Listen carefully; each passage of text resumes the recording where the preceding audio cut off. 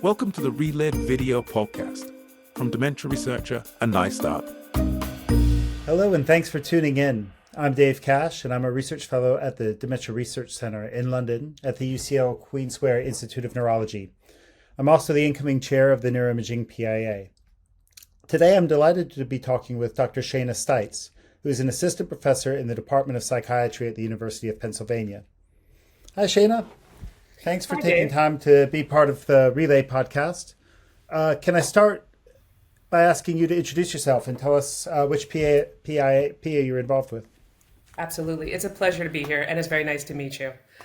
Like you said, I'm Shana Stites. I'm a clinical psychologist by training, and I am currently co-chair of the Diversity and Disparities PIA, and then an incoming chair. And how long have you been involved with the Diversity and Disparities PIA? It's been a few years. I think it was pre-pandemic. So right as things started getting going, I guess 2018, 2019. And perhaps you can tell us a little about your own research and what brought you to dementia research. So I investigate or I study the preclinical experience of Alzheimer's disease. And so these are individuals who may have and may know they have biomarkers that signal a future risk of developing dementia, but at the current time, they're mostly sort of cognitively typical. And I'm interested in that lived experience, what it's like to learn you're at risk, what it's like to be at the early part of experiencing some of those declines, and how to help people optimize their quality of life and their well-being during that period, as well as how we detect some of those most early changes in our subjective cognition. And what brought me to dementia research was that people and the large number of opportunities that have exploded in recent years. It's very exciting work to be sort of on the precipice of these advances in diagnosis and treatment and helping people live better. And of course, recognizing some of the disparities that exist within dementia, whether that's sex-based, gender-based, or race-based, really resonated with me in terms of seeing opportunities to help understand and mitigate those disparities. And I imagine as trials are moving more towards the area of groups that you're studying, this sort of discussion around disclosure and how to handle people being at risk is a real important one to be having. Yeah, there's multiple levels here, right? Like within the trials, what's the proper best way to be returning this information, in terms of this information, the results from gene and biomarker testing to individuals. And then much of my work sort of starts to lean into like what happens to individuals either in preparing them to learn that information, right? When people come to the table before they even learn the result, what type of anticipations do they have, and how do those expectations and anticipations inform how they're going to respond to that result? And there's, of course, sociocultural differences in how people approach just the entry into learning that information. And then post the disclosure, once people have that information, what do they do with it, right? Is it one and done and they move on to other things? Or who are the people that start to accommodate that information into their daily lives to make changes in financial planning or wellness activities or health-related behaviors? Maybe you could talk a little bit about, are there sort of some common effects that it might have on some of the battery that you're taking? Because I know when we've dealt with patients with autosomal dominant forms of dementia, we tend to see some, problems with cognition or anxiety or other things sort of masked, even when they're not carriers in the long run. Yeah, it's so complicated, right? I mean, we have things called like these mysterious age-related changes that are happening that can present differently for one group of people to another. And then we can have the multi-morbidity going on, in which we can see changes in cognition that may be due to an Alzheimer's specific pathology or may not be, right? And there's also just to add further to that, there's this curious finding that we don't quite have a handle on what types of pathologies are causing or leading more directly to what types of symptoms. And we also don't know when, right? People can be identified with biomarkers decades before or never start to show those symptoms. And so from the lived experience end of it, it can leave people with a lot of ambiguity, right? They have a marker, they're not sure what that marker indicates, if anything, and how quickly they might need to make changes if changes can help them, or maybe not at all, right? Maybe it's not useful. We still have so many questions that are on the table. And I think in terms of diversity and disparities work, it's understanding that picture overall in the context of all kinds of new biomarkers that are coming out, but then also increasing our representation and diversity in research to understand how those types of expectations, reactions, and calculus might vary for different groups of people. And coming to that sociocultural element you were talking about, I imagine that there might be sort of different cultural expectations on the sort of external caregiving unit and what they are required to do depending on cultural backgrounds and things like that. Yes, actually, that's a two-part sort of response to you, because you started out asking about trials, right? We have this study partner requirement in our prevention trials. So individuals who are interested in enrolling in the trial are asked to enroll with a knowledgeable informant who can report on their cognition and adherence to protocols and other parts of daily life. And right now in our prevention trial, there's a huge effort in the field, which is great, to increase the sociocultural diversity in those trials. But by and large, it's a pretty homogeneous group. It's mostly women, it's mostly white. And then when we start to think about study partners, it's either mostly spouses, so husbands of women, or it's daughters of women, right? And that's pretty much who we get to study in terms of who's enrolling in the prevention trials. There's some interesting studies that are coming out in looking at those dyads to see that, who you are and who's rating you matters, right? How you report on somebody else's memory, for example, can differ based on whether you're a son, a daughter, a spouse, and it can vary based on who you're rating, whether that's your mom or your wife or your husband or your son.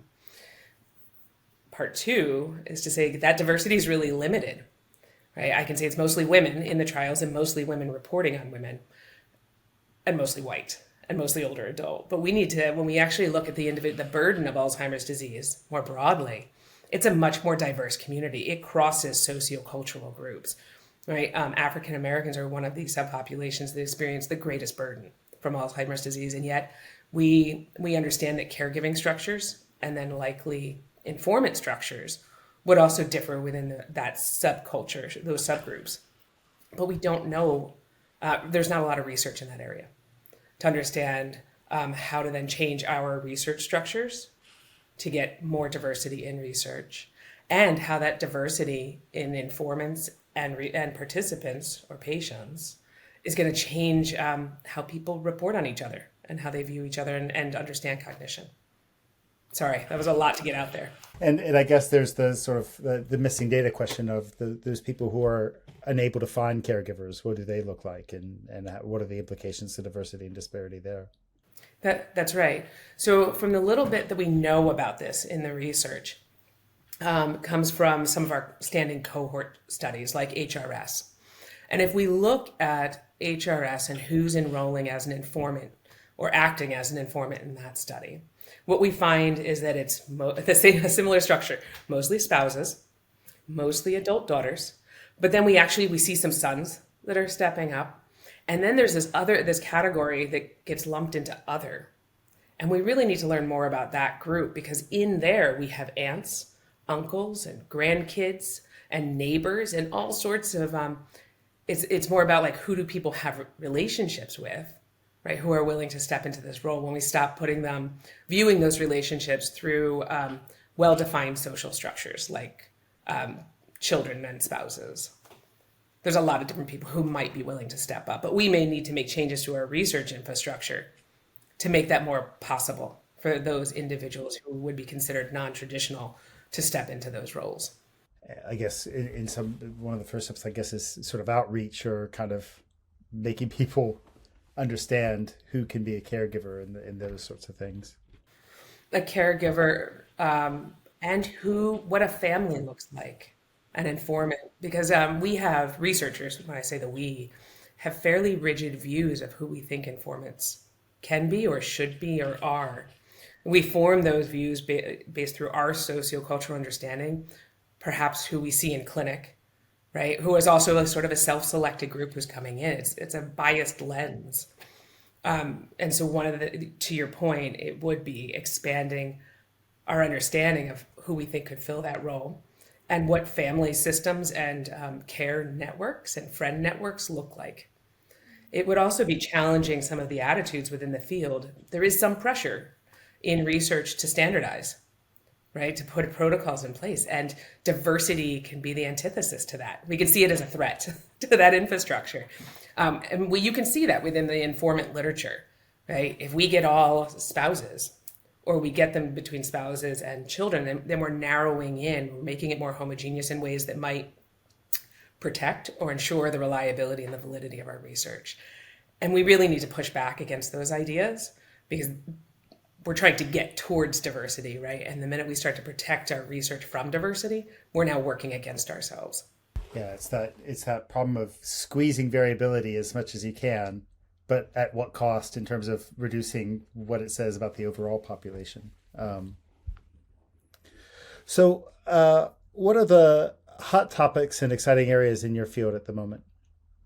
Well, some of it we're already talking about in terms of diversity and inclusion and representation within research. That's a very hot topic. We're very interested because as we look around the field, no matter where you see sort of the same storyline of our research samples, our clinical populations are far too homogeneous, and we need to expand who is joining, who we're asking to join, and who we're inadvertently keeping out. Hot topic.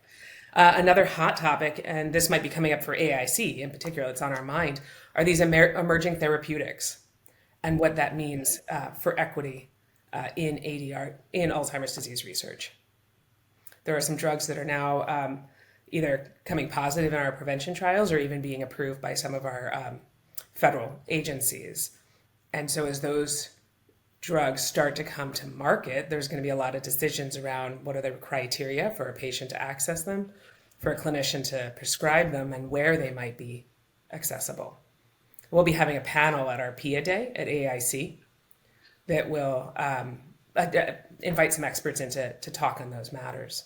Actually, yeah, real interesting results according to sex in some of those trials, from what I remember, and that they were positive for one, but not for the other, from what I remember, or very marginal. Yeah, that there's I think, are you talking about the lecanemab trial? Was one of the ones that came out. Yeah, there definitely seems like there's something there. I think this signal was attenuated, where it just didn't seem to perform quite as well across as many of the outcome measures they were using in the study. Absolutely, and that brings us to issues around APOE and APOE4 in particular, and how these drugs might perform differently based on the presence of alleles for individuals related to APOE.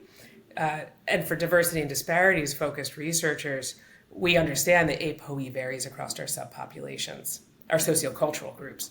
And so understanding how that interaction may occur between the efficacy of some treatments in various subgroups and how it could vary. I seem to remember you've just come out recently, last year or so, with a big review article. Is that right? Did you want to tell a little bit about that? Or? Thank you. It seems to highlight a lot of these. Yeah. Yeah, there was actually the one that came out most recently was a review of biomedical research. We went through the existing peer-reviewed literature to understand how researchers in biomedicine, so outside Alzheimer's disease, have been studying sex and gender. What are the measures they use, basically? We didn't get into definitions of those things, but just how are they measuring it? With the hopes that if we could understand some good examples of how these things are being measured in other areas of biomedical science, we could help inform our burgeoning studies in that area within Alzheimer's disease. And so that review came out in Alzheimer's and Dementia Diagnosis and Management, I believe, DADM. Trying to remember the rest of it. And it was quite interesting in terms of there being even when you expand the lens out to biomedical science writ large, there's not a lot of diversity in the types of measures. We found actually a sort of a reiteration of a prior review we did that was specific to Alzheimer's disease, where in most cases, sex and gender are being measured by self-report, where there's individuals indicate whether they're men or women. There's a lack of protocols and a lack of clarity if we are going to try to differentiate between this construct called sex, and that's usually more biologically informed, or one that's called gender that's more socially informed. The measures aren't doing that, right? So how would we move measures forward that would allow us to make an attempt at discerning how people report their identity as being a biological identity or sociological identity? And there is some of that work going on. In fact, NAC has just updated version 4 of its battery, which NAC is the National Alzheimer's Disease Coordinating Center.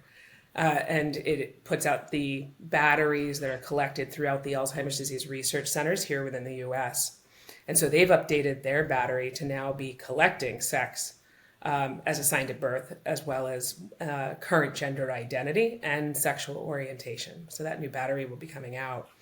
But as this review article that we put out also started to get to, there weren't any other types of measures, or very few that were being used in terms of how are we discerning hormone profiles or other variables that might capture, the point being, how do we capture human variance, right? That's the bottom line. And the fact is, if we keep relying on self-report identity to do it, we're missing hormones vary across groups, physical size, anatomical structures, the medical histories, right? All of these things vary across subgroups in our populations. And at this point, our review was showing that there's maybe 1 or 2 measures out there, 1 or 2 studies where that's been looked at across biomedical science. And we really need to get better at doing that. And I think also in that review, you talk about how sort of, gender norms and identity change across generations in different cultures. And kind of getting back to a point you made earlier, how would you propose doing some things that might harmonize data so that you can work across studies versus embracing the diversity that's going on there? So I think we can do both, where we can harmonize and appreciate diversity. We do have a big problem right now, 2 big ones, just as a starting place. One of which is there's an interest. I was just on a webinar yesterday from National Institute on Aging that was looking at different data sources and harmonization. And in terms of sex and gender measures, it's very risky as we start to harmonize across measures, because the protocols have been really insufficient in at least documenting how those variables were collected. It's so wide ranging that in some cohorts, it was really a research coordinator looking at a person and making a determination of what category they fall into. In other studies, they were asking about a sociologic identity, where in other studies, they were asking about a biologic identity. So when we start to think about trying to harmonize across all of these data sets, we're taking a risk there, because we don't know that our variables are really in a position that we can assume what we're assuming is static. And then secondly, the review article that we had come out earlier this year revealed that there are some measures of gender that were developed and are US-centric that are being picked up and used globally. And we really need to take a pause at that point. Gender varies over time and culture. And to be thinking that we can just pick up measures from one place and use them in another place, what we could be doing is actually enforcing our norms from one culture onto the norms of another culture, which is, I'm not sure I can say actually pretty firmly, that's not the intention or the purpose of our research, right? We want to go into a culture and understand the variance that's happening, not necessarily transform it through our research into something else. And it seems like, with the cognitive tests, there's been a lot of translation into different languages and some thought about some of the cultural elements in those cognitive tests. So why wouldn't we be doing the same thing in these sorts of measures that you're talking about? That's an awesome point. Yeah, I believe that we can do it, I think that it's the right thing to do. And I think that we as a community recognize that. We just haven't gotten there.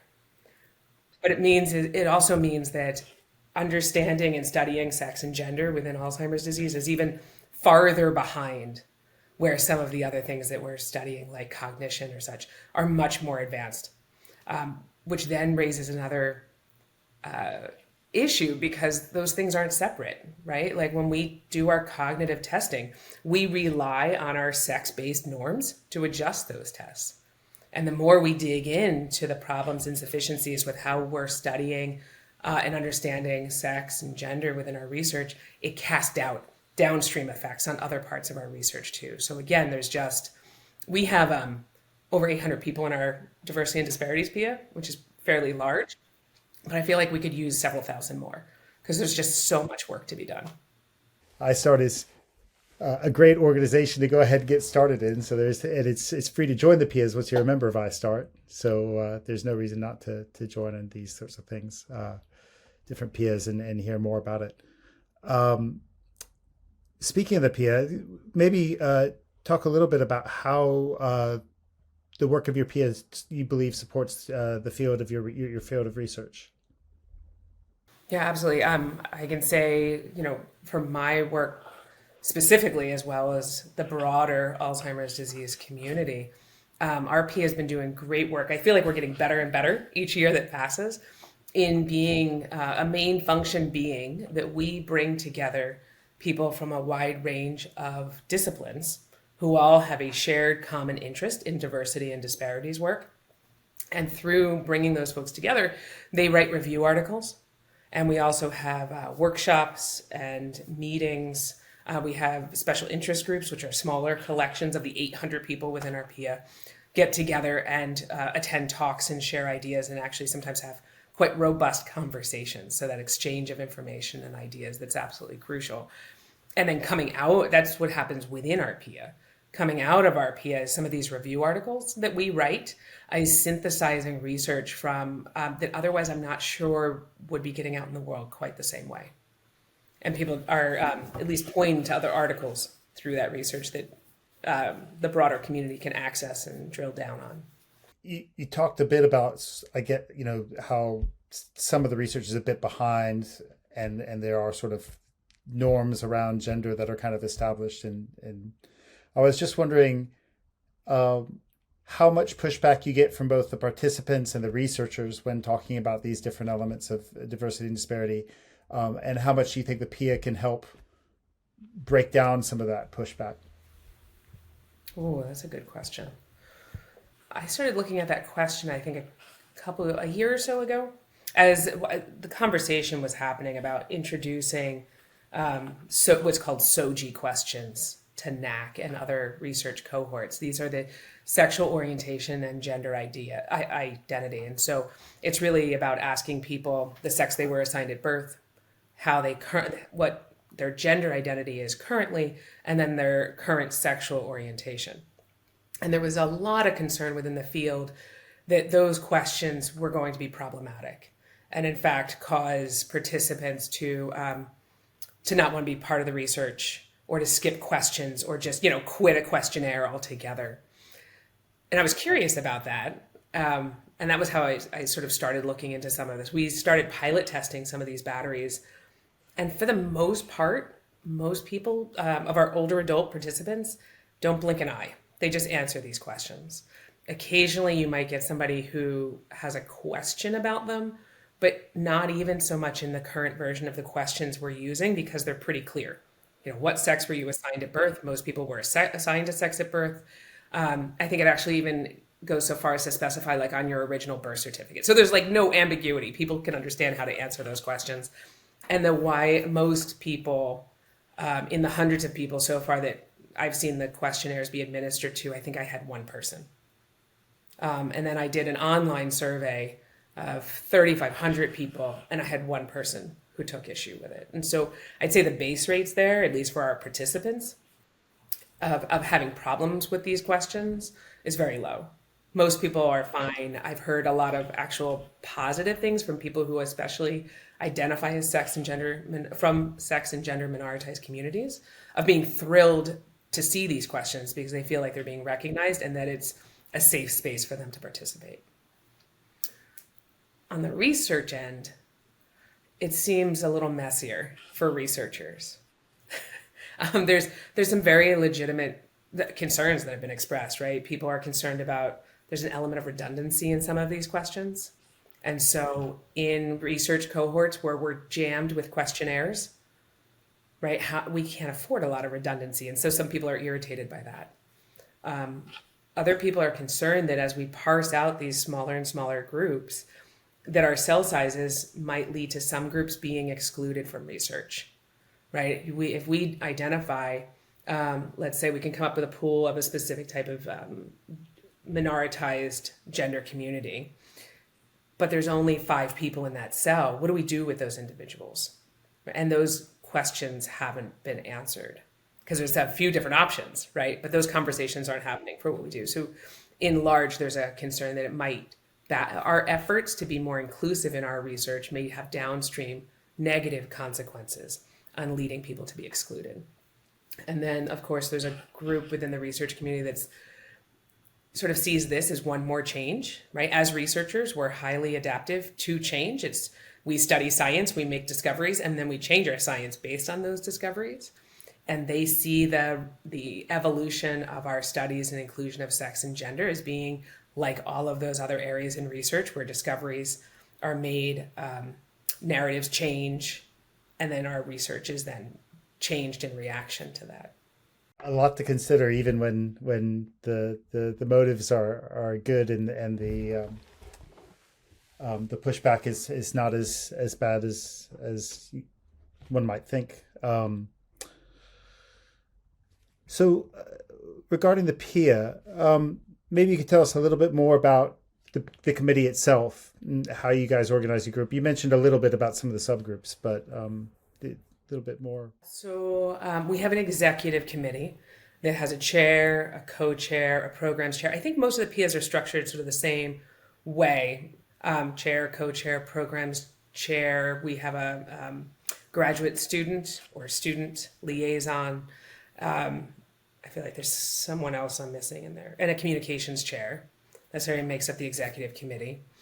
And then we have special interest groups and working groups.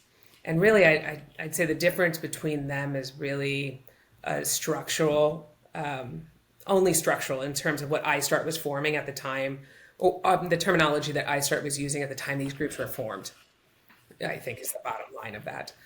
So we have a special interest group that's on lesbian, gay, bisexual, and transgender issues. We have one that's on sex and gender from a more of a social or sociological perspective. I want to discern that from the PIA that's on sex and gender from more of or sex differences that's focused more on biological issues, right? And then we have some working groups on social and structural determinants of health and rural health.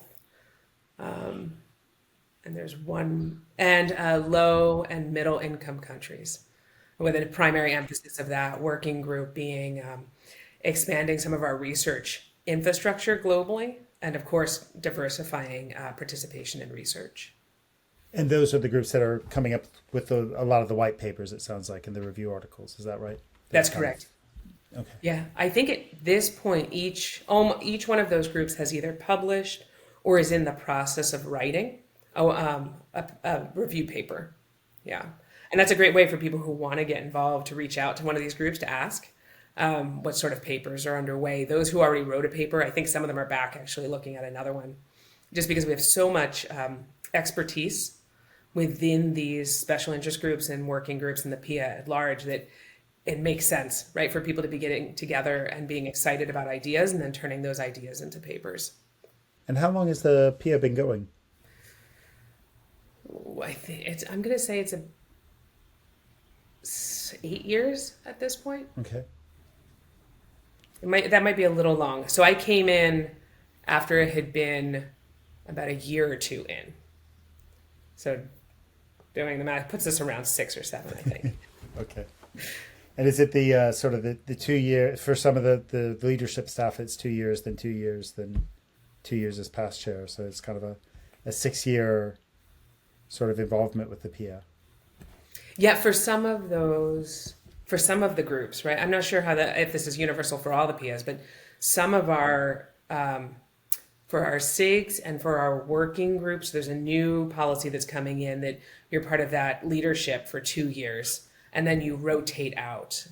I imagine you could go on to leadership in another SIG or working group, or not at all if you wanted to transition out. And then within the executive committee for the PIA, there's a 2-year transition between the co-chair to the chair and then the past chair. So that's the 6 years you're getting to.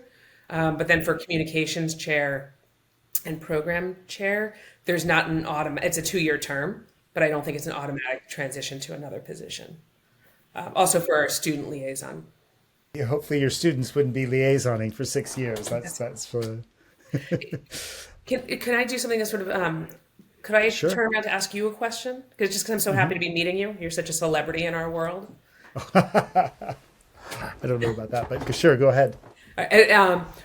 Could you help me understand how diversity and disparities work is relevant to your work, or how you may not engage with it directly, but how you see it as being useful to the field and useful to what you're trying to accomplish? 2 things come out right off the bat. One is I work primarily in imaging biomarkers, so understanding how the different imaging signatures look in terms of diversity and disparity is important to understand, what's changing, rates of change, characterizing heterogeneity, especially if we're thinking about, how you design clinical trials, because a lot of what I want to look at is how we can design clinical trials better, make them more efficient, get drugs that are actually working to market quicker. I think the second one it's a big topic is around the role of artificial intelligence in imaging, and do we have training sets that are representative of a larger population? And are we, much like a lot of the genomics, that are kind of limited to more of a affluent white European ancestry, is there the potential risk that our artificial intelligence would misclassify things, not do as well on different groups as possible? And then I think just, access to imaging, if I can add a third one here, which is a lot of these drugs are going to require a lot of active MRI scans to assess safety, maybe some PET scans at some point to assess if people are showing, in PET scans pathology. Who has access to those scans? What makes them more or less likely to be willing to participate in a scan? Do they understand what a scan involves? So I think I haven't been looking at this directly. There's some really interesting diverse East London cohorts that are beginning to come online, and I think we're all interested to look more at the imaging that are coming from them. That's really exciting, and certainly like the top 3. I think, especially being on the fly like that, I appreciate your willingness to just do it and do it so well. Will you humor me for a follow-up? Sure. So one of the things that is a topic in our PIA that comes and goes, in terms of it's always there, but sometimes it's the chatter about it rises up to higher levels, is the difference between difference and disparity, right? Sometimes there are just differences, and sometimes those differences have negative effects on whatever is important to us, and we call those disparities, right? Something is not parallel that should be parallel. And it's really hard, or one of the challenges we face within the PIA is knowing when it's a difference and an aspect of diversity just to embrace for being what it is, and when it's something problematic that we need to lean in and say, we need to do this differently. And where this is resonating with hearing you talk about the top 3 issues is that there's so many ways in which we vary as humans. Diversity, right? Not disparities, but the diversity of the human experience. In some ways, we're so homogeneous. But in other ways, when you start pushing into biomarkers and measurement, there are so many different ways that we have this natural variance. What are your thoughts on either diversity versus disparity, or how you approach the wide number of ways in which we are diverse to figure out where you're going to focus in terms of developing these biomarkers. Wow. Okay. One of the things that I've been fortunate to be involved with is some of these more data-driven disease progression models that kind of don't make a lot of assumptions about underlying labels of different people, but just try to cluster the heterogeneity a bit more. And I think that's a helpful way of doing it in some regards, provided that we have a diverse cohort underneath. Because then what I like about these models is you don't apply the labels ahead of time. But then when you look at the clusters, this subtype is this subtype is that, then I think maybe we can look a little bit about disparities there, because then we're talking about increased atrophy rate or increased white matter hyperintensity or earlier onset of the disease or the biomarkers, and see if there is a bit more explanation of what heterogeneity we can see, linking it to what could be diversity, and is that cluster itself somewhat of a disparity because it's showing a more severe disease trajectory, or is it showing more resilience? So I think that's one place where I'm coming in it. And at the second element is the commonality is important as well in some respects, because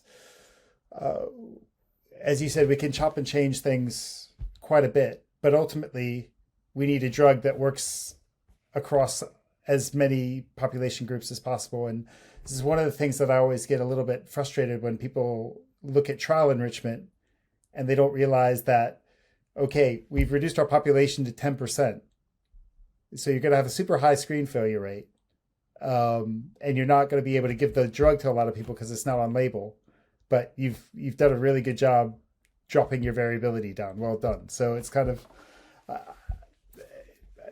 those are kind of the areas I'm thinking about it. I like that we can go back and look at potential sources of these things, but also we have to think about big picture.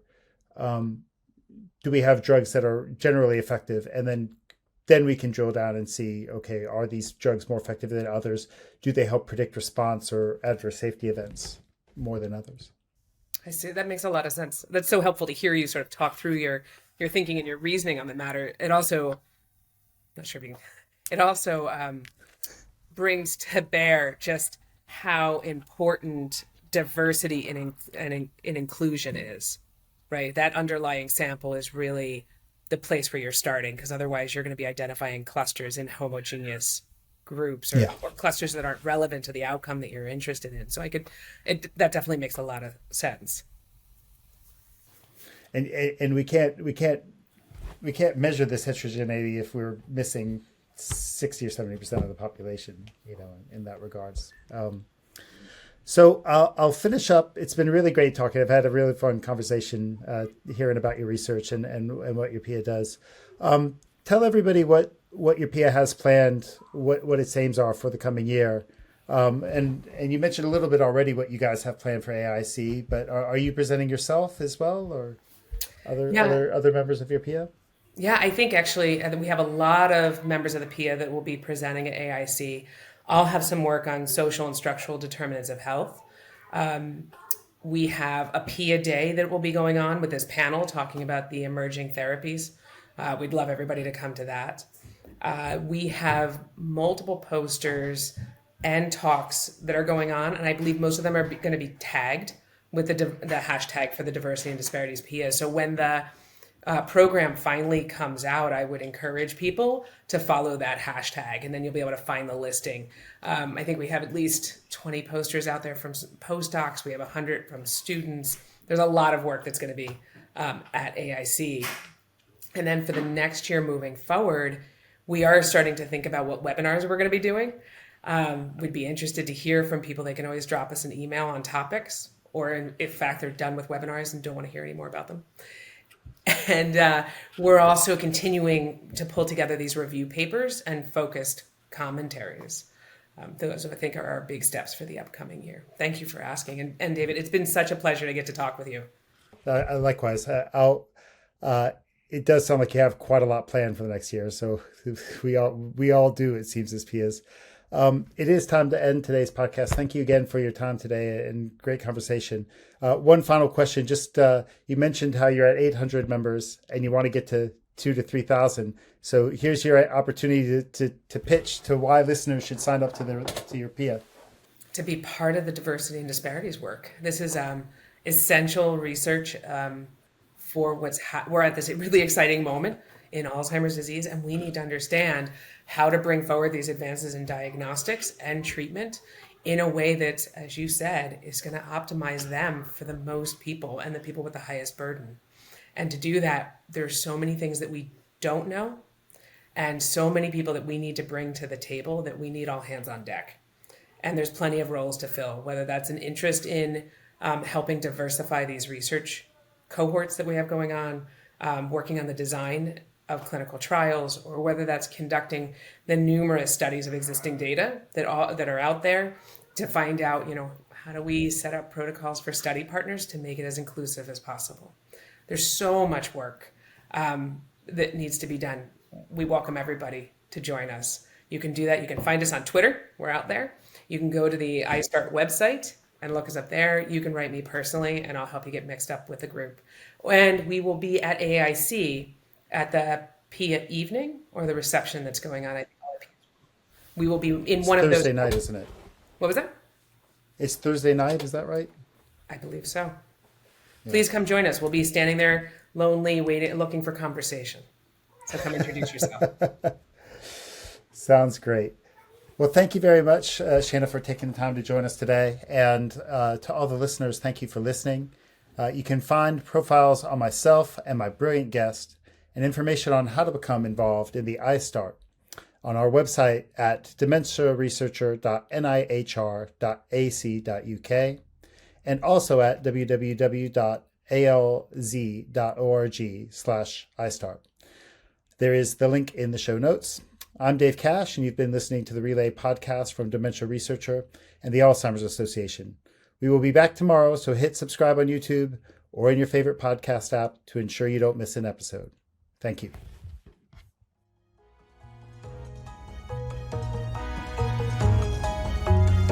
Brought to you by dementiaresearcher.nihr.ac.uk in association with Alzheimer's Research UK, Alzheimer's Society, Race Against Dementia, and the Alzheimer's Association, bringing you research, news, career tips, and support.